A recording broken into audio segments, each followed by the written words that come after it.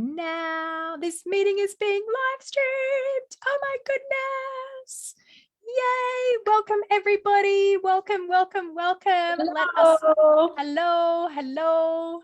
Let us know in the chat where you are tuning in from. What is the weather like where you are? It's very rainy and windy here. How is it for you in Melbourne there, Mei? Is it good? It was freezing this morning. I had to get a hot water bottle. Oh my goodness. Oh, no, the plants were turning on the heater for the very first time. Oh my goodness. Is it really coming into winter already? How did that happen? Oh my goodness. So today, you guys, just jump on anybody. We are really excited today, Mei and I, to share with you the 7 skills of a super coach. Ta-da! So exciting. Because we have some amazing things coming up. We are running a 3.5-day SuperCoach Confidence Skills Intensive coming up soon. We've had so many people inquire about our Art of Transformational Coaching certification and about NLP and learning to be a better coach and wanting something to kind of sink their teeth into as a bit of an immersion to begin with. And so we have listened to your requests and your feedback, and we've put together this 3.5-day immersion. And so we just love to share with you, because I know in this group we have coaches of all different kinds and all different methodologies and niches and ways of doing coaching, whether that's energetic or strategic or intuitive or healing or whatever, action coaching.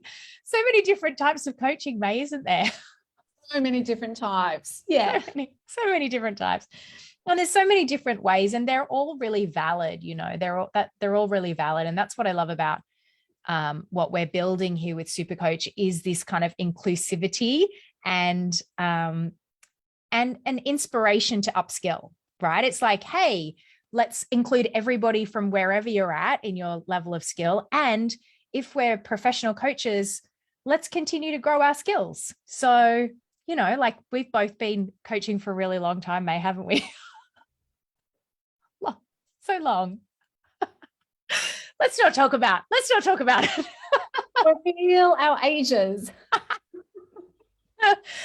But we've both been, and I've known you for so long, and how we first met was through our upskilling as NLP trainers, constantly kind of coming to meetings and upskilling. And so I think it's really something that we'd like to gift into this space, is this just love of constant growth and constant refinement of skills. And so we thought it might be prudent to clarify, what are the skills of a super coach? So Mei, have you got some slides on that?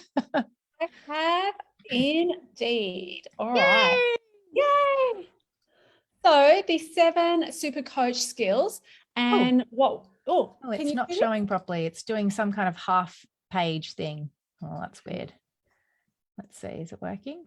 What about now? Can you see this? Yeah, it can show. It's showing half of it. It's like there we go. It's like, maybe go back to sharing it the way you were before. We'll see if that works better. You mean this way? Yeah, that'll do. That'll do. So we've got our 7 super coach skills.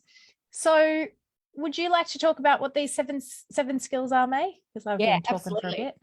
So I think just before we talk about what the 7 skills are, what would be really useful to just share is, well, what is the role of a super coach? Because as Kylie said, there's so many different types of coaching, right? There's performance coaching, like, when I think about kind of tennis players, they have a performance coaching. For sure. But what you guys probably have realized over the years, like let's use sporting teams as a bit of an analogy. There's traditionally in sports, like let's say AFL football, you will have a range of different coaches, like the head coach, the senior coach, and the junior coaches. Yeah. Or if you watch something like Ted Lasso, right, the same kind of thing, where it's about the player's actual performance and their skills drills.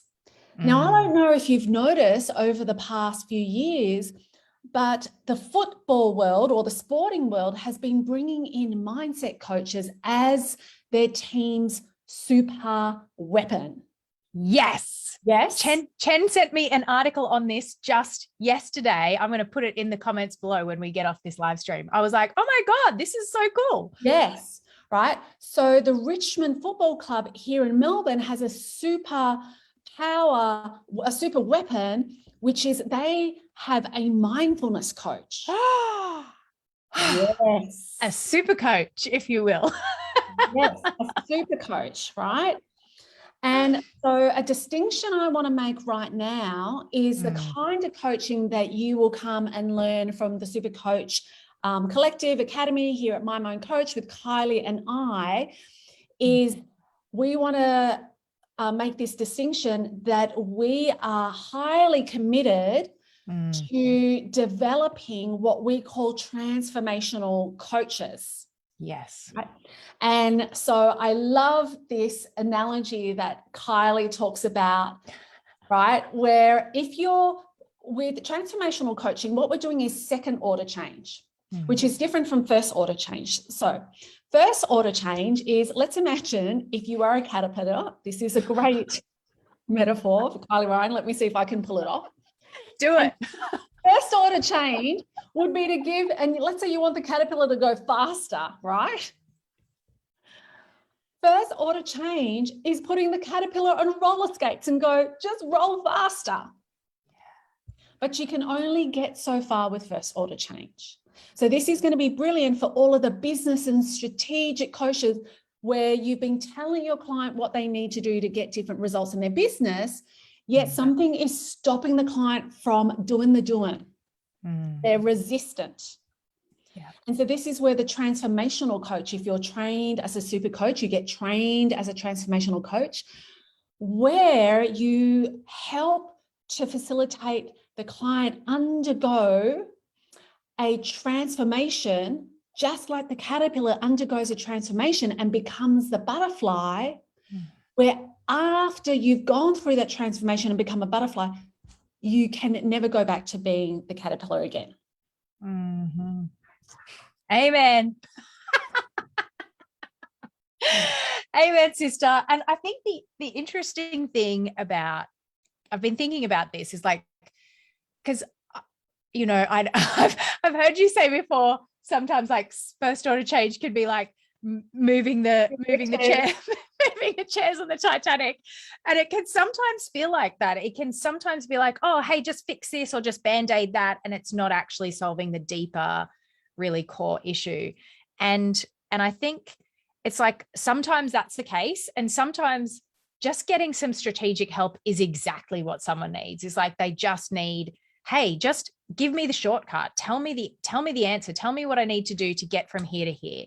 And that can be so important, and that can be life-changing, just getting the right strategy. And so I think it's important to go, you know, to just really go, hey, strategic change is important and powerful, and it is important to get the right performance skills in place. And we want the right being state and the inner, you know, the inner change to happen so that it can fully align to someone doing those strategies and for them to be able to pull it off. You know, that old quote where it's like, you know, someone that wins the lotto, they're usually as broke as they were before. If someone, you know, broke wins the lotto, they're usually as broke as they were before a year after, you know? So it's like, how do we change on the inside so that we can hold this new reality and live in this new way in a really powerful, productive, you know, successful way? So that's really what we do as super coaches, creating transformational change. So if you'd like to learn how to do that better, with more skill and finesse, then these 7 skills will be something to be aware of, because these are the skills that we're continually refining and, you know, building your skill competence so that you can actually work those skills with your clients. Absolutely. Absolutely. So if I just kind of come back to this little point around, well, what is the role of a super coach or transformational coach? We're wanting to help bring out the person's inner resources that are already there, but they may not be conscious of, or they may not have thought about dragging and dropping those inner resources from one context of their life into the context of their life where they might be experiencing some obstacles or challenge. Yeah. And, you know, Kylie mentioned around facilitating in terms of how are you showing up as a coach? What's your way of being? So we're facilitating compassion so that the client's nervous system feels safe enough to shift to the very boundary and edge of their capacity and comfort zone. Yeah. And we also know, right, so that's the support part, but then as a coach, we've also got to be able to facilitate challenge. Holding the feet to the fire occasionally. Holding the feet to the fire. You know, sometimes the term that we use is, as a coach, part of your role is to be ruthlessly compassionate. So the client feels simultaneously cared for and feels the, you know, the feet to the fire and feels stretched to do and be all that they can, right? Someone to help hold them accountable. Yeah. And hold, like, I think it's like not just holding accountable in the sense of like, hey, did you do your homework? It's like holding them accountable to their best self, holding them accountable to show up as their greatest capacity and greatest potential. It's like, are you showing up in this way? And, you know, I think that's a different kind of accountability than how a lot of people kind of consider accountability. It's like, oh, did you do that thing? Yes, I did it. Or no, I didn't do it. It's like, no, like, are you being your greatest self? So exciting. So shall I share with them the 7 skills? Let's go in. Yeah, let's dive in. So the 7 super coach skills at a snapshot: supporting skills, listening skills, questioning skills, this weird thing called meta questions. What are they? We can talk about them in a minute. I should actually call them magic questions, because really they're so magical. I'm going to type that in here. These are the magical meta magic questions. I love that. Meta magic questions, right? Yeah. Giving and receiving feedback, and this state induction as well. Yeah, incredible. So what are these things in more depth, Mei? If we were to unpack them a little bit more, what have we got? Like, oh, you might go, oh, I can listen, I can support people, I know some questions. So like, oh, I've got the first 3, I'm done. Tick, tick, tick. So here's the thing, guys. Many coaches don't know what they don't know about the level of depth they can get to with these skills. So Kylie and I have learnt these 7 skills, where when I first learned them, I kind of thought to myself, hey, yeah, I'm good at listening. But when I learnt the distinctions and the depth that you can go to, and all of the sub skills of each one of these, right? So each of these 7 skills, guys, have sub skills. So under supporting, so think about this as the iceberg, right? So imagine an iceberg, and imagine at the top of the iceberg is this concept of supporting. And you kind of think supporting is kind of nodding along, you know, smiling at your client, encouraging them. But actually what you may not realize is beneath the iceberg are so many other aspects, or what we call sub skills, to all of these 7 different super coach skills. Yeah.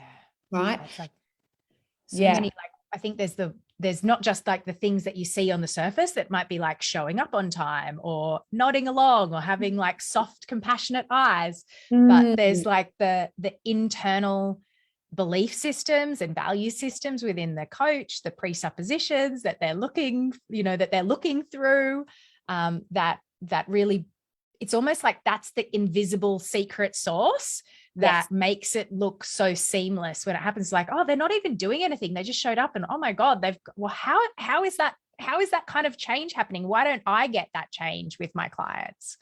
And it's these invisible skills that we want to help make explicit and teach you how to do ultimately. And so if we were to kind of bucket these skills in two aspects, right? So we have supporting and listening and state induction skills, which forms part of who are you being as a coach? How are you actually showing up? So to give you a little example around this, Kylie and I have just finished teaching a 6-month Art of Transformation Coaching NLP practitioner certification. So exciting. And on our last session, just a couple of nights ago, one of our practitioners had a moment of realization that brought up a lot of raw emotion in the moment, right? And it wasn't the time to ask big questions, you know, dive in deep, crack things open. It wouldn't have been appropriate given that we're in a teaching container and in that moment, you know, debriefing on something. And so part of the skill of a super coach is to be able to realize, who do I need to be in this moment that is going to be of greatest and highest service to my client and where they are at now, to be able to calibrate to that. And so this client then did some internal processing. I might have asked a couple of really gentle questions. And then at the end, she had a realization, some of the emotion then shifted. And then she said to me, okay, what did you just do? What just happened? What happened, right? Because she's able to parallel process. She can process what needs her, but then she's really curious around, okay, something shifted, something worked. Now, Mei, what did you do? And so what I noticed in that client was the energy that she was experiencing was really overwhelming and really quite big. And so in my own and she had this gorgeous little puppy with her brand new puppy. And so one of the things that you do as a super coach is you utilize anything or anyone around you to help you work with the client. And so in my body, so this is an example of listening, supporting state induction skills. Who am I being in the moment?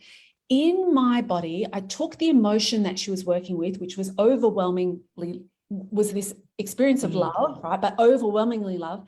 And in my own body, I just thought about her puppy and I created the emotion of me of just a really soft, gentle love, like imagine the unfurling of a flower bud, right? In the morning sun, that kind of love. And so that's what I'm holding in me as a coach. And remember, you and your client create this co-regulation of heart coherence and frequency. And so by holding that state for the client and everything about me shifting, you can kind of hear me going into that state now. Feel it now. Started to gently, softly, start to help shift the state of the client. Yeah. I'm kind of just talking through kind of a little example, but this is part of the nuance and distinctions of when you learn the deep listening, you know, the deep supportive skills, the ability to understand what is the state of your client and how do I help induce a different state with my own way of being. This is what we kind of call the being skills of the client.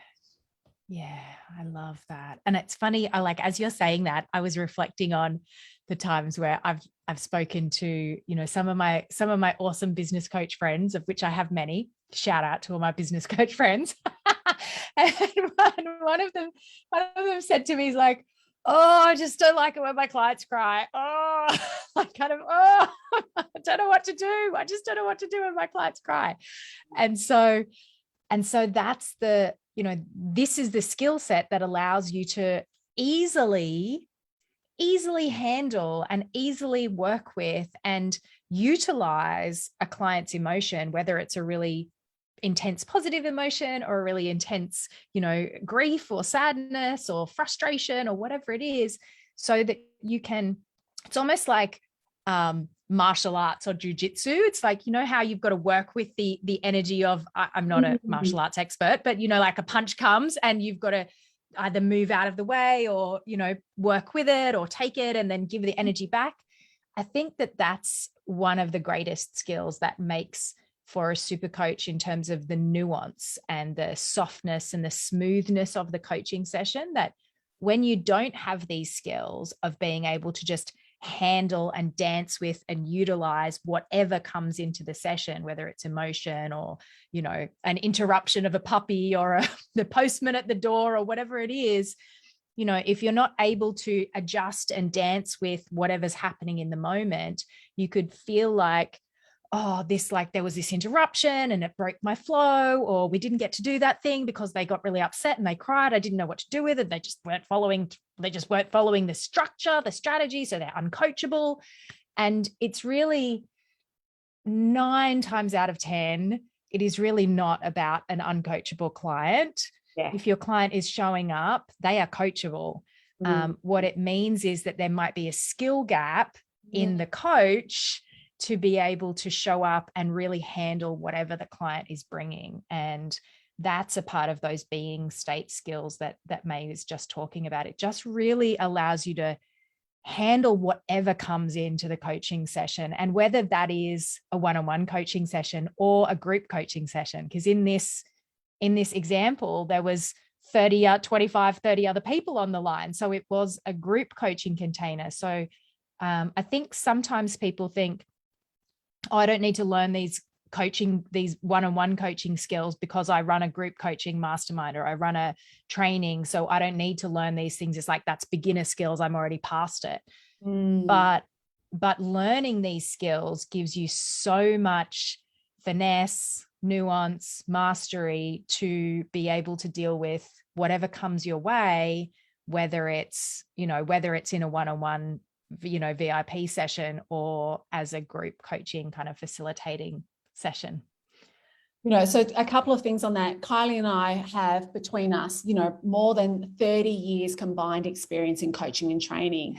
And these 7 sub skills, I don't know about Kylie, but it took me to the next level in terms of my facilitation skills and my coaching skills and my ability to get results with clients, right? Sure. So actually just one of the participants in our group, she's a phenomenal executive coach. She works with women, building their confidence. And, you know, she shared in one of the sessions that the skills, these NLP skills that she had learned with Kylie and I, she had one of those kind of difficult clients where you kind of almost think they're uncoachable, but you know, the ones sometimes you get and you kind of think that they're a little bit of hard work. Oh no, I never have clients like that. I love all my clients. We've all secretly had those, right? Secretly, yes. And so she noticed that when challenging clients came in a bit of one of those states, she dropped into certain states of being that she'd been cultivating throughout the course and really held the space. Yeah. And it's like the client led themselves through their own transformation and insight. So it had reframed for her someone that had been a little bit more tricky. Yeah. Right? Just through her showing up in a different space and changing herself on the inside, then created a set of conditions that allowed the client to drop into themselves on the inside and come up with these insights that they hadn't had before. So good. So good. So good. Talk about those 3 skills: listening, supporting, and state induction as being the being skills, who the coach is being. Yeah. And then we've got questioning skills. We've got our secret special magic question skills. Meta magic questions. Meta magic questions. Giving and receiving feedback. Yeah. Those super coach skills create what we call more of the doing skills. Yeah. Kyle, do you want to talk a little bit more about that grouping as more of what the coach is doing? Yeah, for sure. Because these are the things that are more kind of explicit and seen, right? It's like, these are the questions that you're asking. These are these are the things that you're doing as the coach and showing up through this way of being, where it's like, hey, what do you want? Where are you going? What specifically is happening here? What specifically do you want? By asking these kinds of questions, then you're able to elicit and uncover from your client what is in their unconscious. And that's really the skill of a super coach, is that it's not just like, oh, I want X. Your client says, oh, I want X. I want to grow my business. I want to lose weight. I want to get a new relationship, or I want to leave the relationship I'm in, whatever the change is that they're after. A 1.0 level coach might go, oh, okay, here's 5 things you can do to get that result. Quick, here, you can do this, do this, do this, do this, do this. And there's nothing wrong with that, right? Sometimes that's exactly what the person needs, and they'll go, yes, great, I'm going to take this and run with it. But we know that, you could look up on the internet, you could Google, how do I lose weight? How do I get a boyfriend? How do I leave my husband? How do I have better sex? How do I plant a garden? Whatever it is, there is not a lack of information. There is, however, especially these days, there is, however, a vast gap between what we know as human beings, whether we're, whatever industry we're in, what we know, and what we actually do, what we actually follow through on. And so these doing level skills of the coach allows us to kind of probe into and uncover what are the things that are blocking the client from following through on the things that they already know they should be doing, right? Most times you could ask a client, oh, I want X. What do you think are all the actions you could take to get X? And I would guarantee that every single one of your clients could list 10 ways that they could get the thing that they want. It's not that we don't know what we need to do. It's that we're not doing the things that we know we need to do to get the thing that we want. So that indicates that there's something in the way, right? There's some kind of interference, or there's some kind of block internally within the person that's blocking them from doing what they know they need to do. And it can sometimes be that, oh, I should do this, or is this even really what I want? Or is it just something I've been conditioned to want from my parents or my culture or my marketing that I've bought into? And so these questioning skills allow us to go deeper. They allow us to go deeper with the client. And, this takes a shift in intention, and a shift in, I guess it's a shift in values as well, because, it's easy to say, I'll just do X, Y, Z. And it's trickier to open the Pandora's box of someone's unconscious and go, hey, why do you want this? Is this really what you want? What else is going on in here? What could be the reason, what could be the best thing about getting this result? What could be a fear around getting this result? It's almost like opening up that unconscious. It feels like it might be, a bit dangerous, or a bit like, oh, I don't know what I'm going to uncover. I don't know what the client's going to come up with. I don't know how to navigate. It's like I'm going into the underworld, or the unknown in the darkness. And it's easy to feel like that if you just don't have the skills. But what we're teaching you, and what we teach the super coaches, is how to navigate that. How do we navigate the unconscious? How do we navigate the places where it feels like it's darkness, or, oh, I don't know about what's going on in here, or what could be in my mind in that point, or what could be in my client's mind? And so sometimes I think people just have a little bit of like, oh, I don't want to get into that. I'm not a therapist. I don't want to get into that stuff. That's a bit too like, oh, I'll just refer that out. And what I see is, I guess, a lost opportunity. It's just a lost opportunity for the coach's personal growth to be able to become familiar with their own self, and a lost opportunity for the client to really go a bit deeper and have that kind of transformational butterfly experience where, you know, maybe there are a few little, like it's a little bit slower at the start, but it's really creating a lasting change. And so that's really what we're standing for in this educating in this way, is to kind of make a stand for, hey, it's okay to go slow to go fast. It's okay to slow down with some of these questions and these meta magic questions. And it's okay to hold the divine mirror up sometimes and go, hey, you know, I did this yesterday, May, just in a coaching supervision call. I was like, hey, so-and-so, can I feedback? Would you be okay to receive some feedback about a pattern I've noticed in this conversation? And it was like, oh yeah. And I was able to share. So this is a coach, and the coach was talking about something that was going on with his client. And I could observe that the pattern that he was seeing and getting frustrated with his client about was the exact same pattern that he was dealing with. Yeah. And so when I drew his attention to that by just giving some honest, like open-hearted feedback from a place of ruthless compassion, I was able to go, hey, have you noticed that this client, and it was just in the way that I fed it back so that he could see it too. Your client is doing X, Y, Z, and they're not following through on blah, blah, blah. And I have this coach in front of me who is doing X, Y, Z and not following through on blah, blah, blah. I'm like, oh, what's similar or different about these? What's similar or different about these two situations? And it was like, oh my God.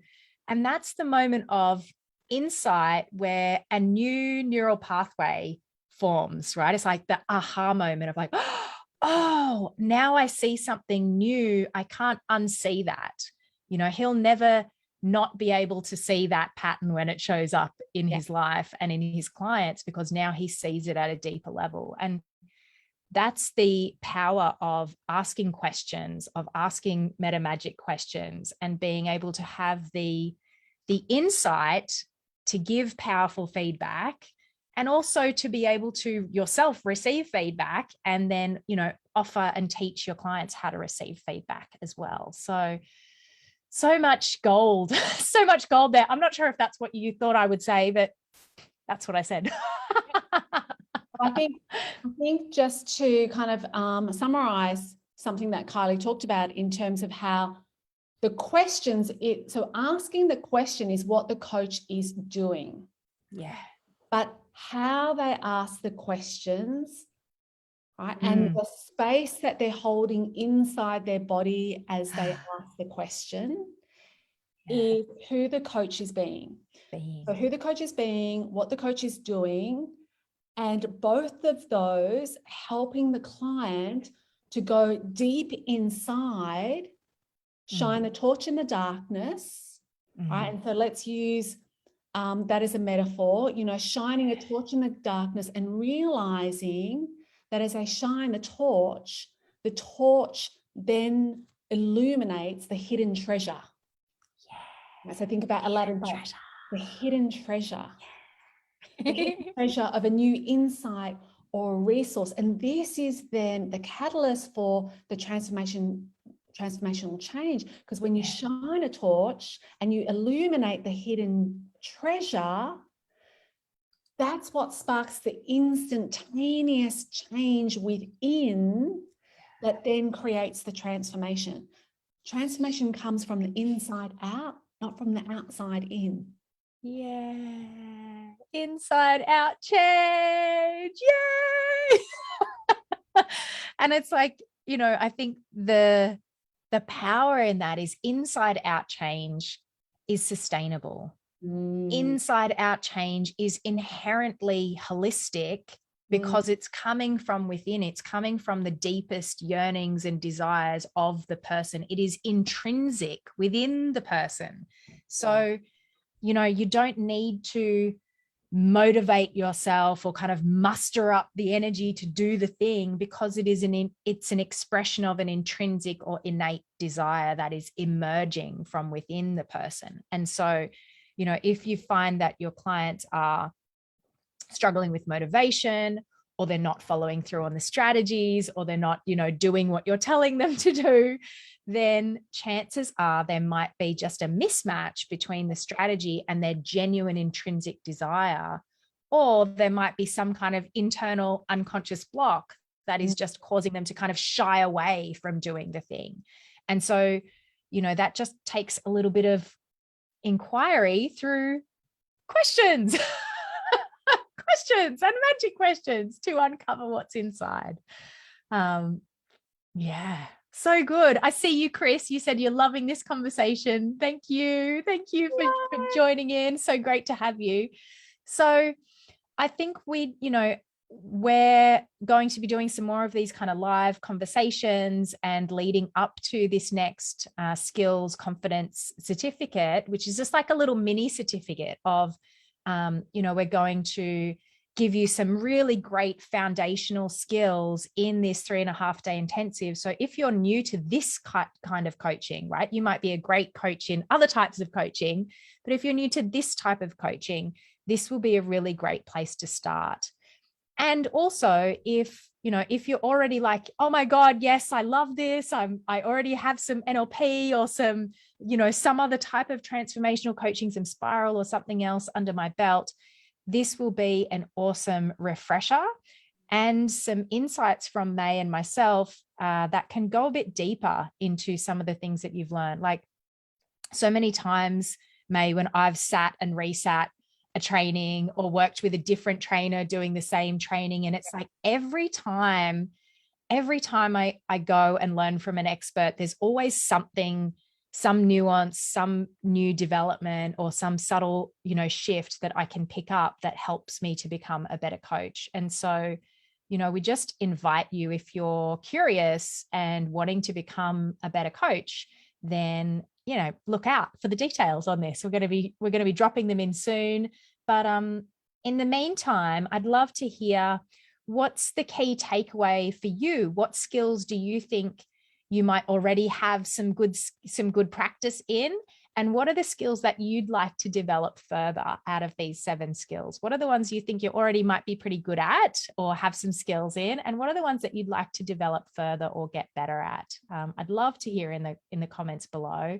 I know that, giving and receiving feedback, for ages, I used to have this like clench up when I would receive feedback, like I was getting the worst criticism in the world. And so learning how to receive feedback has been transformational in my life. And so just personally and also professionally as a coach. So, these skills, what I love about coaching skills, I love so many things about coaching skills, to be honest. What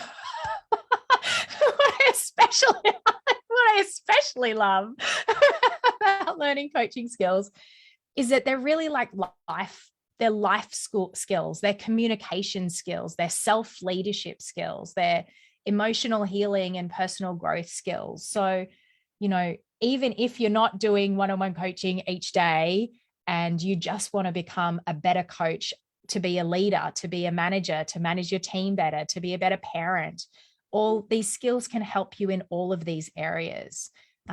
So yeah, we're really excited to share them with you. So look out for the details. Let us know in the comments, what was your takeaway? What are the skills you'd like to develop? And we'll see you soon. Thanks, you guys. Have a great afternoon. Ciao.